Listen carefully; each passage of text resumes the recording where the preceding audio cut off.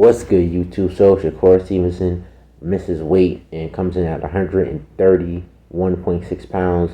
He declined to try to make the weight. He said that his health comes before. He tried his best to make his weight. And I understand if Shakur Stevenson had tried to make the weight, there's a possibility that he would have been weight drained and unable to perform at his full self against Robson Conceaio, who was a dangerous opponent himself. And I thought that he beat Oscar Valdez, was unfairly robbed in that fight. That being said, though, I understand from Shakur Stevenson's point. He tried everything to make the weight, and it's not like he goes on to booze. Drinking a lot of booze, going a lot of parties, eating a lot of food. You always see him in the gym and dedicated. And it's just a case of natural growth. He's growing. He's 5'8". He's pretty big for the 130-pound division. So I understand. He says his next fight will be at 135, provided he beats Robson Conceaio. I think that's definitely great news. There's a lot of fights out there for him. Lomachenko. Devin Haney beats Kambosos. Those are good fights for him. You have Elwin DeSantos, who just came onto the scene by knocking out El Rayo. You have Isaac Cruz, possibly Gervonta Davis. There's a lot of good fights out there for him. But, give my prediction for Robson Conceaio versus Shakur Stevenson. As many people would pick Shakur to win this fight, I got Shakur beating Conceaio 9 rounds to 3 or by stoppage. I think that Shakur is just too talented for Conceaio. Conceaio is definitely a very skilled boxer. He can counterpunch pretty well. I thought that he beat Oscar Valdez by using the jab, going down to his body, throwing a lot of wide and powerful left hooks and right hooks, catching with the right hand a lot, and a low uppercut because Oscar Valdez has that high guard and he's vulnerable for the uppercut.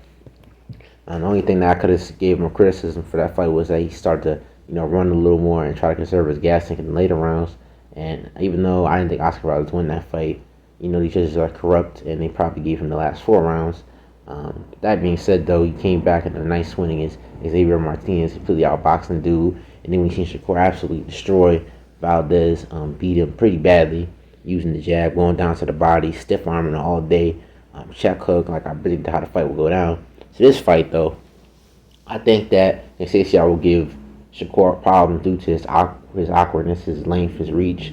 A southpaw is very open for that right hand. I definitely think he can win a couple of rounds if he, throws combinations, go down to the body, get that overhand right, and win the first early rounds. But after that point, I think that Shakur Stevenson, being the master boxer he is, that we can start to dominate the fight and put Robson Conceaio on his back foot so that he was going to walk him down for this fight. I definitely think he can do so. I think that once that point ends where we start seeing the fight become less and less competitive, we're going to see Shakur using the jab, stiff arming him, catching him when he's throwing these wide hooks because Conceaio does have a tendency to throw a lot of wide hooks. I think that Shakur will be planted on the ground, moving in and out of punches, and counter punching him with the overhand left, going down to his body, using his jab, and reading whatever Robson Conceaio is going to do. I think he's going to break Robson Conceaio down and win either by unanimous decision or a 9th or 10th round stoppage.